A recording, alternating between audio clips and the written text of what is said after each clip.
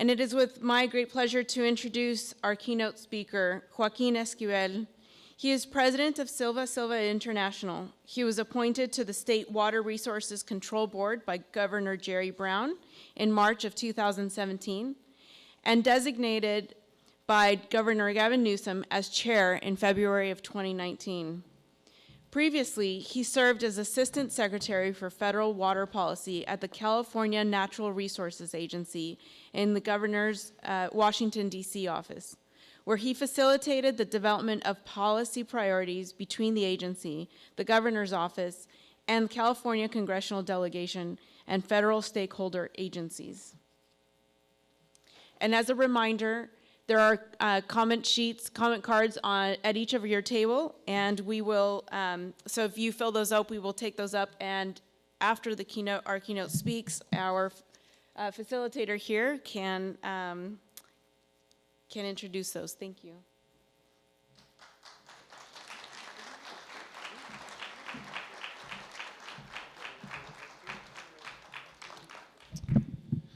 Buenos dias. Good morning, everyone. I want to also give my thanks to SDSU and President de la Torre for the invitation, and Paul Ganster as well for the invitation to join everyone today. What I particularly appreciate is that this is a dialogue. This is a discussion, and it really is an imagining about what it is that our futures will be. I think that it's incredibly important to remember that narrative can really shape the way we think about ourselves, about our communities, about our potentials and our possibility, and particularly when we talk about issues of air or water, things that don't easily respect borders, I think it becomes all the more important that we're conscious of that narrative that we create. I'm fortunate to be chair of the State Water Board at a time when there's certainly no limit of challenges out there. I guess I don't say fortunate facetiously because you look across the state and you look across particularly the region as well, and there's a tremendous amount of leadership that's been demonstrated, not just in these last years as we look at water policy in the lens of, say, the drought, but over these last decades, really.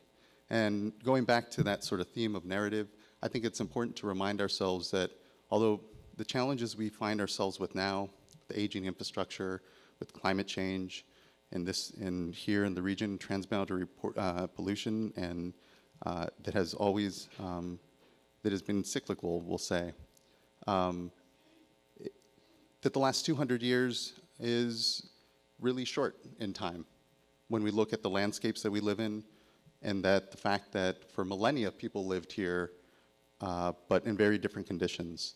And so when we talk about these narratives and these challenges, I think that it's important to remember that context. I think it's important to bring that to some of these discussions because it can seem overwhelming at times, but I think that there is a tremendous amount of ways in which we can see that there have been successes. So as chair of the State Water Resources Control Board, the board has purview over water quality regulation in the state of California. We administer water rights as well, and as 5 years ago, we have the Division of Drinking Water. And so as a regulatory entity, we're pretty unique in the nation when it comes to, I'd say, the sort of the broad purview that we have over water policy in the state of California. And if you look over the last decades since the State Water Board was created, which was before the Clean Water Act and here on the federal side, and in many ways was modeled after it, I think we have a lot to be proud of.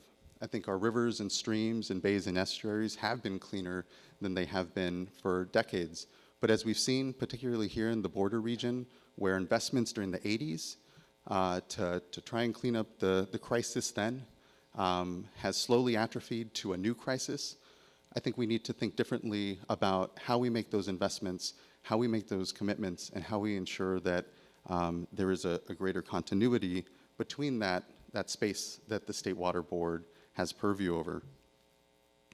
The administration has paid, I think, as has been noted, a tremendous amount, the Newsom administration, that is, the governor, a tremendous amount of attention down here in the border region. Secretary Crowfoot, Secretary Blumenfeld of the California Environmental Protection Agency have themselves put a tremendous amount of personal time. And I think it speaks to what we recognize to be one of the greater challenges that we face. That although the state is not shy with its challenges, when we look at our management of the water in the Bay Delta and the criticality of that, when we look at the Sustainable Groundwater Management Act, which is a piece of legislation passed in the state of California just about 5 years ago, but was for the first time a piece of legislation that had us manage our groundwater in any comprehensive way, the last state in the nation. For a state of firsts, we can sometimes coincidentally be a state of lasts. You look at that landscape, and I think it provides us certainly an opportunity to think differently about our water policies. But when you apply that to then the border region and this incredible complex thing that we've done insofar as sort of bifurcating how we, again, see ourselves or try to tell or sort of narrate around ourselves, two nations, it becomes even more difficult to mediate some of the successes and outcomes that we want there. But I think that what we know in these regions, I grew up in the Coachella Valley, Palm Springs area, so La Quinta to be exact, so just over the mountain as I drove over this morning, reminding myself that this incredible watershed in this space that we all share, that the borders that we find ourselves with are a little arbitrary in that context of time. And so the families that are interconnected in this region, the commerce that is interconnected in this region, I think, as has been highlighted, sort of belies the fact that although we may sometimes live in our own narratives, our own worlds, we are completely connected in there. So I'm very proud of a lot of the leadership that has stemmed from the Regional Water Quality Control Board, and I have to give great thanks to our executive officer there, who you'll hear from later today, David Gibson. Because of the generational, we'll say, challenges here in the border region that aren't unlike as well on the New River, where investments either from the federal side on either and or the Mexican side we find ourselves again with a deteriorated system. I think that we have to not repeat those same mistakes.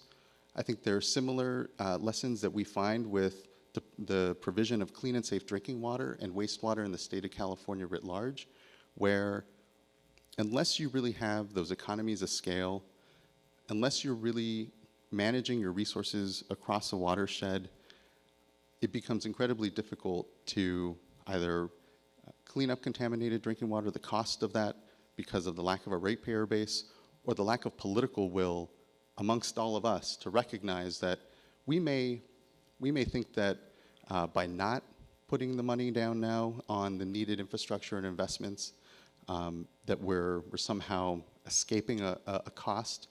We're certainly only compounding it. And so as we gear up now as administration, I think, very much so to say, well, what is that need as we assess both on the Mexican side and on the US side? I think we have to be cautious that it isn't in the same vein of gray infrastructure that will quickly deteriorate or not be accounted for on operation and maintenance, but instead needs to be more on a generational time scale.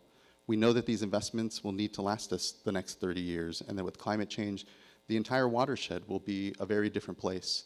So the work of all of you today and the work of all of us has to be that continued perspective that we need to bring to bear the technical, the scientific, and the political will to put in the infrastructure and imagine our communities as they are, which is a single transboundary community that, to be successful, will have to continue to envision itself that way. And so I just want to thank you again for the invitation today to provide some context. I think we have to be candid, and the real keynote was already delivered today by Jose this morning. And so just appreciate the opportunity to continue to learn and engage, and just thank you all, and I appreciate and look forward to the engagement. Thank you.